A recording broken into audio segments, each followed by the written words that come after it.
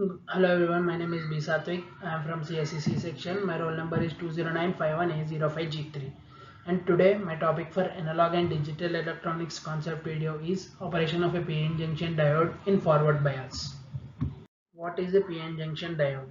P-type and N-type semiconductors taken separately are of very limited use. If we join a piece of P-type material with an N-type material, such that the crystal structure remains continuous at the boundary, then a PN junction diode is formed. Functions of a PN junction diode. It can function as a rectifier, amplifier, switch, and etc. in electric circuits. A PN junction cannot be produced by simply pushing two pieces together or by welding etc. because it gives rise to discontinuities across the crystal structure. Special fabrication techniques are adopted to form a PN junction. What is a PN junction? A PN junction is a device formed by joining P-type doped with barium and aluminum with N-type doped with phosphorus, arsenic and Sl semiconductors and separated by a thin junction is called PN junction diode or as junction diode. Electronic symbol. The triangle shows indicated the direction of current. The given figure is the example of a PN junction diode. The depletion layer forms an insulator between the two sides. The triangle shows the flow of direction of current. PN junction diode, N is at right and P is at left. Majority carriers, N region electrons, P region electrons, P region holes. Formation of depletion layer, no external connection. The excess electrons in N region cross the junction and combine with the excess holes in the P region. N region loses its electrons, becomes positively charged. P region accepts the electrons, becomes negatively charged. At one point, the migratory action is stopped. Additional electrons from the N region are repelled by the net negative charge of the P region. Similarly, an additional holes from the P region are repelled by the net positive charge of the N region. Net result, a creation of a thin layer of each side of the junction which is depleted of mobile charge carriers. This is known as depletion layer. Thickness is of the order of 10 to the power. The depletion layer contains no free and mobile charge carriers but only fixed and immobile ions. Its width depends upon doping level. Heavy dope, thin depletion layer, lightly dope, thick depletion layer. Potential barrier. The electrons in the N region have to climb the potential barrier hill in order to reach the P region.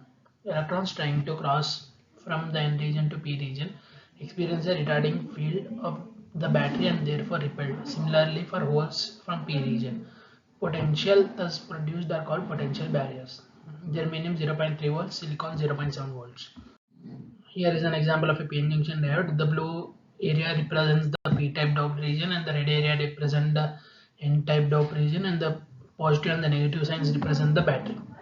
PN junction can basically work in two modes. A battery is connected to the diode. Forward bias mode. Positive terminal connected to P region and negative terminal connected to N region. Reverse bias mode. Negative terminal connected to P region and positive terminal connected to N region. Forward biased PN junction. It forces the majority charge carrier to move across the junction, decreasing the width of the depletion layer. Once the junction is crossed, a number of electrons and the holes will recombine. For each hole in the P section that combines with an electron from the N section, a covalent bond breaks and an electron is liberated, which enters the positive terminal, thus creating an electron hole pair. Current in the N region is carried by electrons, current in the P region is carried by holes. Voltage current characteristics of a PN junction diode. The curve drawn between voltage across the junction along x-axis and current through the circuits along y-axis. They describe the DC behavior of the diode. When it is in the forward bias, no current flows until the barrier voltage 0.3 volts for germanium is overcome. Then the curve has a linear rise and then current increases with the increase in forward voltage like an ordinary conductor. Above 3 volts, the majority charge carriers passing the junction gain sufficient energy to knock out the valence electrons and raise them to the conduction band. Therefore, the forward current increases sharply. Working of a PN junction diode in forward bias. A PN junction diode is forward biased when the P side and the N side are connected to the positive and negative terminals of a battery respectively, while in reverse bias they are connected to the opposite terminals. When a PN junction diode is forward biased, the electron flow from the negative end of the battery travel into the N side of the diode and across over the P side and combine with the holes. Electrons are also emitted from the P side into the positive terminal of the battery, producing more free holes that can travel over to the N side and combine with the electrons. Thus, the depletion layer along with the barrier potential of the junction decreases, decreasing the overall resistance of the diode. When the diode is reverse biased, the battery attracts and pulls out the majority charge carrier from each side of the junction diode, that is, holes from P side and electrons from the N side. The holes from the P side enter the negative terminal of the battery and the electrons go into the positive terminal of the battery. The widens the depletion region at the junction and increases the barrier potential. Hence, it becomes more difficult for current to pass through the diode and the resistance of the diode increases very much. In fact, the diode almost acts like a resistor of infinite resistance and it acts like an open circuit. This is an example of a PN junction diode in the forward bias. The arrow represents the flow of current and the positive terminal represents the P part and the negative terminal represents the N part. Forward bias of a PN junction. As the electrons move towards the positive terminal and the holes towards the negative terminal, they will come to the depletion layer. This is a very narrow layer around the junction, i.e. around the interface of the two semiconductors. In the depletion layer, electrons and holes can recombine, but the recombination rate is not high enough so as not to allow electrons to reach the positive terminal. The recombination effect takes place in the diodes of solar photovoltaic cells as well as, and it is an interesting field of research in how to reduce effectiveness.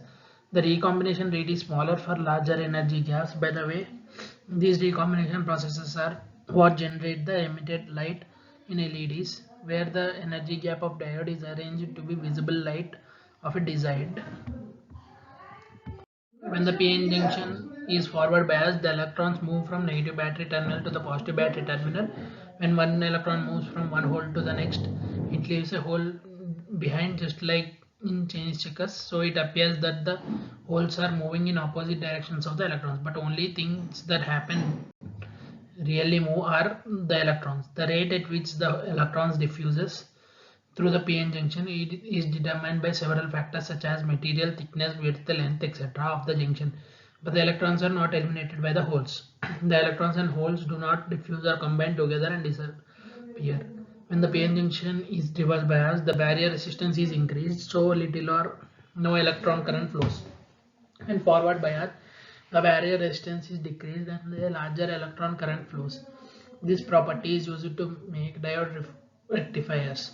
In the case of LEDs, some of the barrier electrons are excited to the point of producing photons light, but depending on the efficiency of the junction, usually only a small portion of the current gets changed into light.